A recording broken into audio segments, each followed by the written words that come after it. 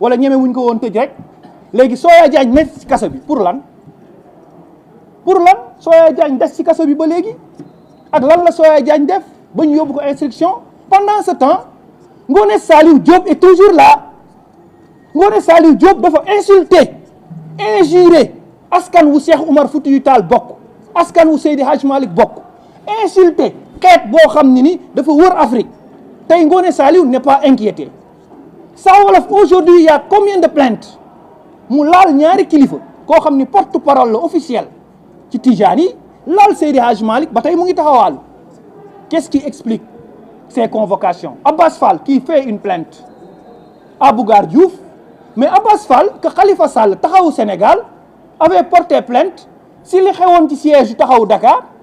tey ba léegi woowuñu leen woowuñu kenn woowuñu mais Abbas Fall plainte Bougar ñu convoqué Bougar alors que plainte Khalifa Sall plainte taxawu Sénégal ñooñu nga xam ne ni tey dañu leen yàqoon seen siège wane ni ñu ngi ñëw foofu tey plainte boobu mu ngi foofu tëdd. Qu'est-ce qui se passe ci justice bi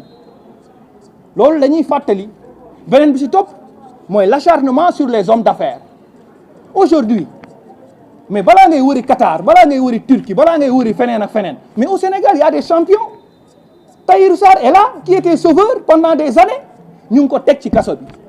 Farba Ngom est là qui n'a jamais travaillé ci affaire structure état nekk ci biir yor ci ay responsabilités nekkoon dans le privé depuis ñu nekk xale gis ko muy liggéey il est malade mu ngi ñu séquestré. Maodo Malick Mbaye est malade successeur moo ko convoqué mais Maodo Malick Mbaye dañ ko sànni ci kaso bi te honneur moo tax mu jógee Maroc ñëw te mu nekkoon un diplomate Maodo Malick Mbaye mu ngi ci kaso bi toujours. léegi nga boole ñooñu ñëpp nga boole ci ay sénégalais yoo xam ne génn nañu dëkk bi je prends l'exemple de Amir Abo mais c'est un sénégalais un homme d'affaires boo xam ne Atepa la jote loon Babacar Touré Kewlo génn yàq deram tey dafa génn Sénégal mais ba tey jugé wuñ ko il bénéficie de présomption d'innocence mais c'est bien ces véhicules ñu ngi gis mu ngi traîner fii ci Sénégal te jugé guñ ko te buñ la jugé ba pare la ñu war a gis ni si la ñu war a jël say biens yóbbu ko. beneen bi on voit d'autres hommes d'affaires yu ñu inquiété di leen jaabanteloo ci prison di leen jaabanteloo pôle financier judiciaire boo ci xoolee exemple man récemment j'ai vu la convocation kenn ku ñuy wax Thierno Bandom mais des Sénégalais qui ont travaillé presque 3 régimes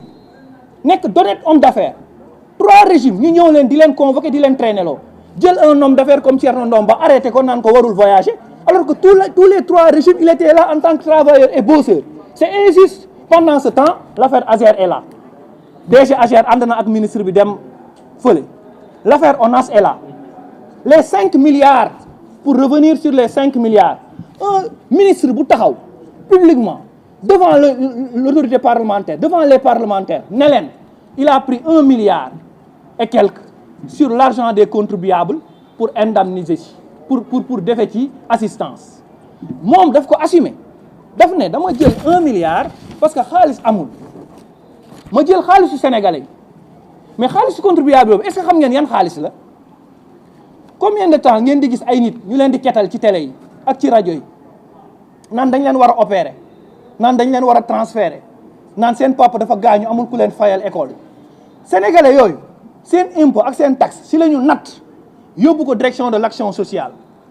pour des solidarités mais moom la ministre bi wax que xaalis boobu la jël pour jox ko ay assistance loolu amul lu muy nduru lu dul détournement. Sur cette question on demande la saisine des corps de contrôle. Sur cette question on demande l'intervention de toutes les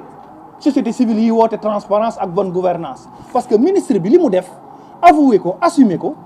parce que il y a pas de martyrs au Sénégal. Les martyrs c'est pas les martyrs de Pastef, les martyrs c'est les invalidés de guerre, ces invalidés qui avaient porté le drapeau national. Aujourd'hui on est en train de faire un crime contre l'humanité. Comment on peut payer le soldat des officiers salaires officiers yi généraux yi colonels yi bu ci militaires yi fàtte les invalidés de guerre et que pendant ce temps j'ai vu une très bonne décision venant du ministère des forces armées parce que ministère des forces armées gis naa ko mu prolonger recrutement armé pour les jeunes yokk prolongation bi ça c'est une très bonne décision parce que on doit militariser ce pays l'éducation citoyenne ñu dugal ko ci Birame Diop mu ngi ciy def liggéey bu am solo mais général monsieur le ministre waaw mais les invalidés de guerre doivent être les priorités du point de vue humanitaire parce que booy woo ay xale pour ñu dugg ci armée pour def carrière bu ñu gersoo gis seeni parents yi joxe woon seen bopp ci armée pour le drapeau dañ leen di traîner ci mbedd bi dañuy taxawaalu mënuñu faju amuñu ay kër amuñu dara mais ñooñu duñu am motivation. Les vrais martyrs xam nga ñan lañu mooy keroog la république bi ñu ko bëggee daaneel bi ñu bëggee créer ay résurrection bi ñu bëggee créer ay révolution mooy policiers yooyu génnoon ànd ci ak Moussa Fall ak ñeneen ba am république tey ba Bassirou Diomaye président nekk fi tey ba premier ministre Ousmane Sonko ñooñu ñooy les vrais martyrs parce que ñooñu ils ont sauvé la république am na ci ñu seen loxo gaañu et les innocents yi nga xam ne cette crise là qui n'était pas une crise politique c'était une affaire purement privée c'était une affaire de parti politique ko ñooñu tey ñu perte ci combien de milliards 15 milliards des entreprises caillassées des gens qui ont perdu leur travail et 2 jeunes filles qui ont perdu la vie Oumi Kaltoum Diallo les filles calcinées le chauffeur de bus mais pourquoi loolu premier ministre ak njabootam loolu mettiwu leen ñoom gagné nañu parce que jël nañ pouvoir am nañ fonds politique ba mën a jël ci keesu Sénégal di ci def assistance pendant ce temps le chauffeur de bus finalement malade tombé kenn mësu ko indemniser Oumi Kaltoum Diallo Maître El Hadji Diouf mosquée Sacré-Cœur et tous ces Sénégalais ministre bi taxaw tiim ñu ñun ci suñu xaalis nañu xaalis bi ñu war a fayee ñi hôpital tey jamono ji ku fa am demande di laaj couverture di laaj assistance sociale ñu traîner la war ngaa dem porter plainte parce que xaalis boobu sénégalais yi ñoo ko moom yéen bi ngeen di ñëw au pouvoir vous avez mis à la disposition de Kopar Express ngeen doon cotiser mais arrivé au pouvoir seen victime la seen martyr la parce que martyr buy xeex dafay daanu pour la démocratie martyr buy xeex dafay daanu pour la république loolu lañ leen di fàttali ni sur cette question kooku on dit ñett et on demande à ce que cette question là ñëpp jóg député yi jóg ñëpp jóg ñu xool ministre bi et que IGE ñëpp ñu yónni leen te le président de la république dafa ne ministre dafa wax lu leer dafa ne président moo ko autorisé sur cette question demain le ministre des finances et le ministre de l'économie passera et il faut que mu justifier ñu Cheikh Diba fan la jëlee 5 milliards yooyu et pendant ce temps mu jël 5 milliards yooyu les étudiants dañ leen ameel bor mais pour te montrer que ils respectent même pas les étudiants mooy étudiants yi nga xam ne ni bi coow li amee crise politique bi am mais Ousmane Sonko et Pastef dañu dem biir université demander main forte aux étudiants tey si les étudiants ñoom it dañ ci am part de responsabilité tey si les étudiants seen cours yi dañ ko bloqué pendant 8 mois c'est parce que dans le combat bu seen yoon nekkul lañ duggoon biñ doon xeex ñoom ba ñu téye université bloqué ko 8 mois cours amul ñu ñëwaat taal université mais université dafa impacté CESTI dafa impacté mais étudiants yooyu tey loolu ñu leen impacté ñoom ñu génn xeexaloon ko Ousmane Sonko mu génn di leen traité de maître chanteur loolu seen affaire la ak ñoom mu ne leen ay maître chanteur lañu kenn du ko def chantage alors que étudiants yi bi ñu génnee di xeex Macky Sall mu ngi leen doon fay bourse ba Ousmane Sonko nee na pression boobu étudiants yi doon teg Macky Sall moo tax det caché am kon félicitations Macky Sall puisque Macky Sall respecté woon na les étudiants Macky Sall joxoon na cër les étudiants revaloriser leur bourse joxoon na cër les étudiants ba mu jaral ko bu waxtu wi jotee mu dem recourir à toute forme de dette pour sauver les étudiants parce que le paiement des bourses devrait être prioritaire même au salaire même au salaire des militaires même au salaire des gouvernants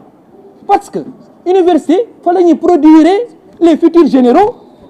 fa la ñuy produire les avocats fa la ñuy produire aussi tamit ñi nga xam ne ni tey ñooy diriger réew mi mais étudiant boobu boo ko formé wul boo ko joxul qualité pour former ko boo ko joxul xam-xam boo ko joxul ay moyens l'exemple du président de la République s'il y avait pas cette université de la République du nekk président Ousmane Sonko s'il y avait pas cette université du nekk loolu donc sur cette question les étudiants doivent assumer ce qu'ils ont fait dans le temps parce que ñoo àndoon ak Pastef yàq seen université taal seen université accompagner Ousmane Sonko ci xeex boo xam ne du xeexu Sénégal xeexu boppam la woon tey mu fayee leen lii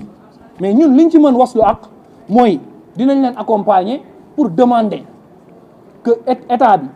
mu supprimer les avantages yi am au niveau de l'Assemblée nationale Assemblée nationale lu muy doyee huit vice-présidents yéen ñi dem Assemblée nationale ñu mujj ko def balai de mannequinat chaque vice-président boo waree génn ma gis ñu jël ay tiktokers ñu nga xàll yoon non nous avons assisté 3 régimes mosuñu gis lu mel noonu te ñu am fonds politique teg ci léegi le président de l'Assemblée nationale woote liir ak kaay toog kaay wax vice président lan lañ ci doyee 8 vice président mais pourquoi pas waruñu mën a am rek 2 vice présidents doy na benn questeur doy na mais président groupe parlementaire lu muy doyee fonds politique mais l'ensemble des députés seen cotisation moo war a servir ñoom seeni fonds xaalis boobu lañ leen wax nañ ko jël ba pare oto yi ñu andile ko 50 millions yi ñu war a jëlee oto ñu andile ko waaye léegi les sessions parlementaires bu ñu demee vacances 3 mois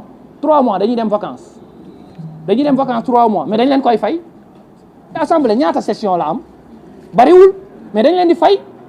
defal leen ay prêts jox leen ay avantages jox leen ay tickets restaurant pendant ce temps étudiant bi nga xam ne ni baromètre boobu lañ lay mesurer pour bailleurs yi ñoo investir sur l'éducation ñu ne la 40 000 la war a am bourse wala 20 000 non bourse yi war na dem ba 100 000 francs encadré avec obligation de résultat et on devrait même quitter l'université et donner bourse au niveau de la petite enfance préscolaire pour promouvoir l'excellence ñun quand on était élève du collège conseil régional daf ñu doon may ay bourses par critère d'excellence dafa doon stimuler l'excellence mais aujourd'hui dañu war a accompagner l'élève depuis la maternelle indi ko ba ci kaw muy am bourse pour que ñuy am qualitatif première bourse dafa war a nekk somme premier emploi versement premier emploi parce que boo xasee ba dugg université rek dafa war a mel ni am nga revenu obligation de résultat mooy boo réussirul ñu génnee la donc nous demandons la revalorisation de ces bourses nous demandons la suppression de ces caisses noires nous demandons aussi les 45 chargés de mission dont Salimata a dit qu'il n'avait pas de mission nous demandons aussi tamit le président ak le premier ministre ñoom ci seen wàllu bopp la rationalisation qu'il nous avait promis que dafay fédérer tous les services yu nduroo aujourd'hui tous les services yi fi amoon direction yi fi amoon yëpp Macky Sall bàyyi ko fi Ousmane Sonko da ko nommé par clientélisme politique amul benn buñ ci dissoudre ils ont conservé tout lépp la ñu conservé l'appel à candidature bi ñu digoon defuñu ko et que on salue l'appel candidature au niveau de l'ARTP boo xoolee l'ARTP cap appel candidature nga war a xam ne appel candidature am na solo appel candidature de OFNAC pourquoi ñun on condamne parce que OFNAC on avait visé Serigne Bassirou Gueye te OFNAC ak CENTIF xamuñu njëriñam CENTIF est là avec beaucoup de dépenses et de charges mais jusqu'ici CENTIF amul benn nit bu mu condamné donc CENTIF mu ngi fonctionner ci suñu xaalis caution yi moomuñu ko ñoom caution yi boo ko cumulé matul li CENTIF di dépenser ci xeex bi léegi pendant tout ce temps est-ce qu'on va finir comme CREI CENTIF mënul exister di waxu xaalis OFNAC tamit ñëw am budget